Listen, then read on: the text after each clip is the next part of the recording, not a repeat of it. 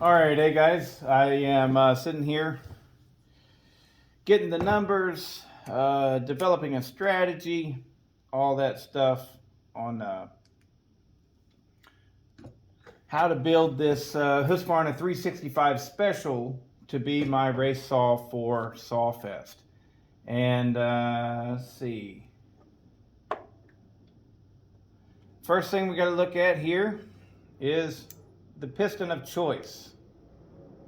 So I haven't started the machine work yet, but I've done all my measurements, and I do believe that I will be utilizing a 266 XP piston. It's a Meteor piston, and it is same bore, but the piston itself is set up a little bit differently. So check that out. What we got going on the right here, this is the stock piston. Whoop. And this is the 266 Meteor piston. Right off the bat there, you see there's a very significant difference in the skirt length, right? That skirt being shorter like that, that is going to very naturally open up my options for it's going to increase the intake duration. Without doing anything, it's going to, just adding this piston is going to significantly increase the intake duration. We also, if you can see, this right here is a little bit shorter. The top of the piston is shorter than the piston over here, the stock one. So what we have to do then is machine the cylinder for sure. But let's take a look at the numbers. All right. Stock numbers with the gasket in place, we got 0.45 squish, right? Got 66.8 on the intake, 99.5 on the exhaust, and about 22 degrees of blowdown. With the 266 piston, without the gasket, we've got a whopping 57 thousandths squish. Definitely got to cut that. Or not the squish, the base. We got to cut the base to lower that. And then the intake jumped from 66.8 to 77.8. So that is 11 degrees longer in the duration, which is actually 22 degrees more duration. The exhaust, we didn't suffer too much there. We've only got 98 degrees, so we only lowered the exhaust from 99.5 or 100. It's nothing's perfect in this world, but 98 degrees is what we came up with the exhaust opening.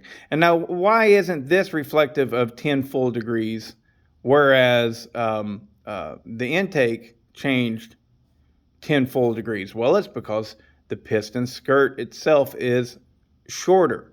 Not to mention there are differences in where the stroke is actually taking place on the crankshaft and how much the piston is traveling. Anyways, that can affect your degrees, but it's not important for this right here. And of course, since we didn't change any of the port timings, we still got our roughly 22 degrees of blowdown. All right. The cylinder skirt, as it is, has 18 thousandths gap between the bottom, right here, between the lowest point of the skirt and the case where it would hit. So I've got to drop this about 35 degrees. I've got to drop this cylinder about 35 degrees in order to get my 20 thousandth squish. Because remember, with the 266 piston, we are at 57 thousandths of an inch. So I've got to take about 35, 37 degrees off of this, which means I will also have to take about 20 thousandths removed off of this, maybe right there, real close, around 20 thousandths. All right, so now we're going to talk about the theory and everything. Looking at the 365 extra special numbers, the saw that was built by Eric Copsey, I got the numbers on it, and the exhaust roof is at 94 degrees. The intake is at 81.6, and the transfer is open at 121.8. So we've got about 28 degrees of blowdown. No. Yes, about 28 degrees of blowdown. But that's not the number that concerns me. What concerns me is the amount of time that the piston, after it closes the intake port, it's going down, right? It's going down in its stroke. The intake port closes, and it begins to go down and compress the charge that is in your crankcase, right? It goes down and it compresses that until the transfers open, and then all of that compressed fuel and air mixture is rocketed into the top of the cylinder, right?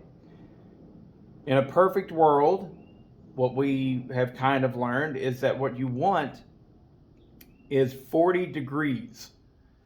As that goes down, you want it to squish your charge in the crankcase. You want to build crankcase pressure for 40 degrees. So in this case right here, if I was to run it the way that it is, we're going to go with 78 is where this piston made it fall, right? 78 degrees. Well, we want the upper excuse me. We want the upper transfers to open a perfect 40 degrees past where the intake closes. So that is going to put us at 118 degrees.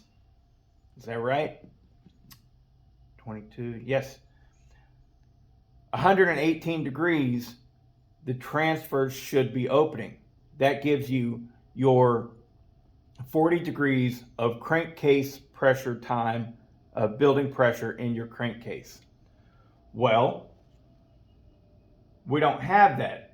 We've got more than we need, which is 121, 122 degrees. That's where we're sitting right now. So if I was to run this saw the way that it is, where with the intake where it is, what I would want to do is I would want to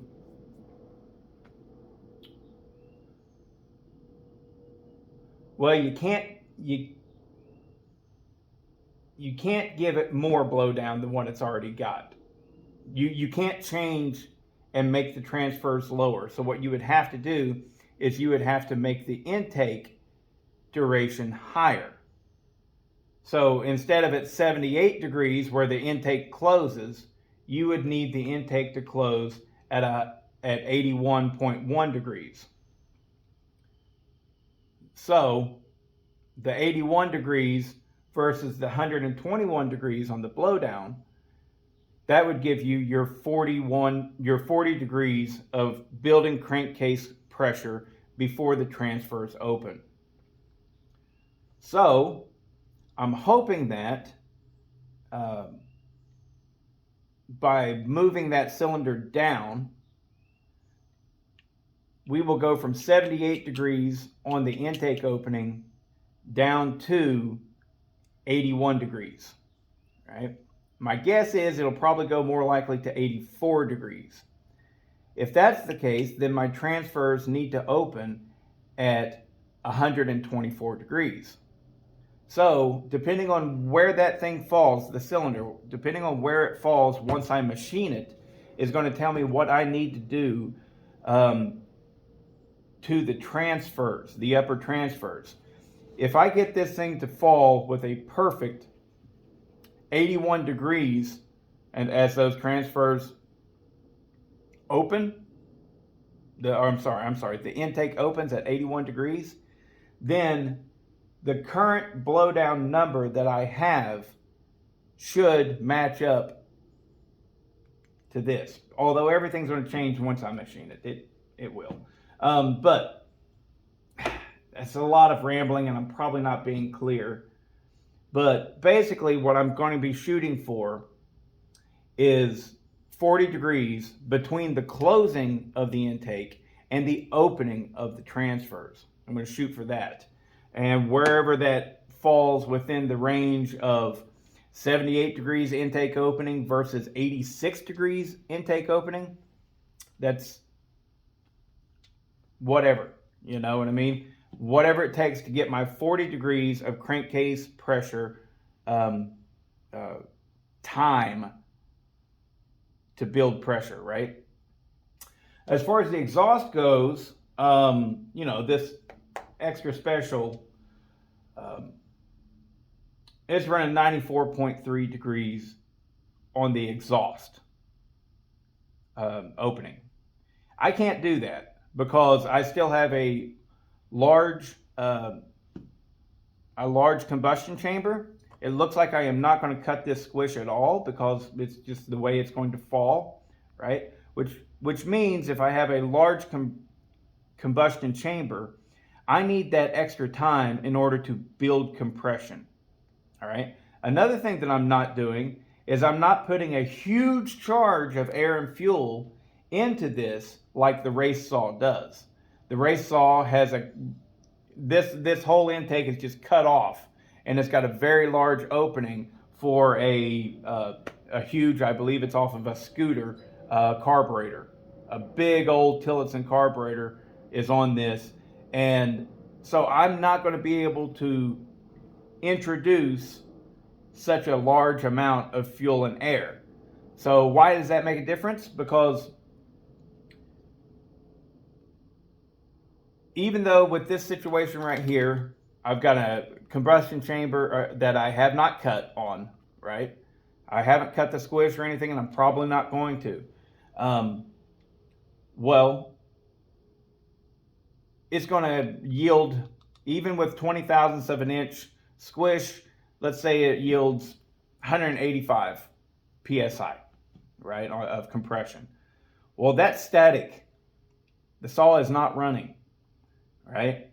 If you are able to introduce more fuel and air mixture, then you are going to change the compression ratio as the saw is running, and especially at full throttle whenever you are introducing large amounts of air and fuel. So what that does is that gives you very high dynamic compression, right? You have a very high dynamic compression ratio. I'm not going to be able to do that because I'm not changing the carburetor on this or the intake or anything. And therefore, I need more exhaust time. So hopefully my exhaust will fall around 100, maybe even as much as 101, 102, okay? But I definitely don't want it to be below 100 on the exhaust opening, because I need as much time as possible in order to build the pressure for high compression. This race saw, this extra special race saw, can have the exhaust opening at 94 degrees because it's introducing so much air and fuel that it has a very high dynamic compression ratio when it's running. With me? All right. So while I'll be able to mimic or even get more intake duration, I won't be able to do that with the exhaust because I am not putting forth a large amount of air and fuel. It's just going to be pretty standard stuff, and therefore I can't get really, really exceptionally high dynamic compression. So the other thing is that I want to call attention to is I like that this thing has such a short skirt on it, because that allows me to leave the intake relatively untouched. I am not going to enlarge it at all.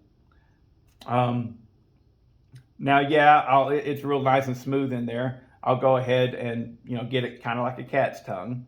But as far as increasing the size of the intake, no, I'm not going to do that at all. The lower transfers here, I haven't decided yet what I'm going to do. Definitely I will cut out some of this skirt right here that is blocking flow to these lower transfers. But you got to remember that this saw was designed to bottom feed. If it's bottom feeding, then you don't have to cut out a ton of this right here because it's designed to go this way anyways. It's not exactly designed to go this way.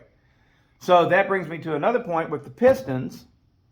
A lot of people like to use these windowed pistons, and they think that they're getting a performance increase, and they may be. I'm not saying that they're not, all right? But my guess is your performance increase isn't coming through these windows because it's not designed to flow through that anyways, right? If you put this in the saw, you're going to be at bottom dead center before those windows have an ability to really flow anyways, right? And the flow is designed to go here. So you may pick up a little bit of performance by adding these windows. It is possible. I'm not denying that, okay? But I think the bigger performance that you're gaining with doing this is the short skirt. So, yeah, if that makes any sense, hopefully it does. I'm going to go ahead and I'm going to chuck up that cylinder in the lathe and get to cutting on it, and we'll see where the numbers fall afterwards, and that will dictate what I do. But I don't want to increase any volume whatsoever in any of the transfers. Yes, I'll probably cut this out a small amount so that it flows in there more smoothly. I might go all the way down so that it's flush with the bottom of this cylinder. I don't know. I haven't decided yet. But as far as hogging this out at all, not going to happen. And then we'll slap it back together. And my guess is I'm not going to have to do anything to those transfers.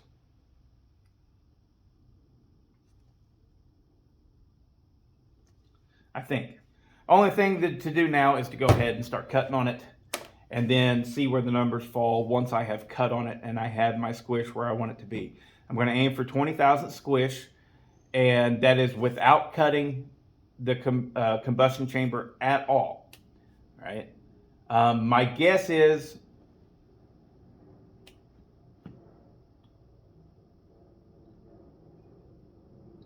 my guess is that I'll fall somewhere around 84 on the intake, which means I then want my transfers to fall at 124, which means I will probably have to raise them considerably because they're going to drop as well. So my blowdown will go from 22 degrees to probably around 18 degrees. We'll see. Let's get to cutting.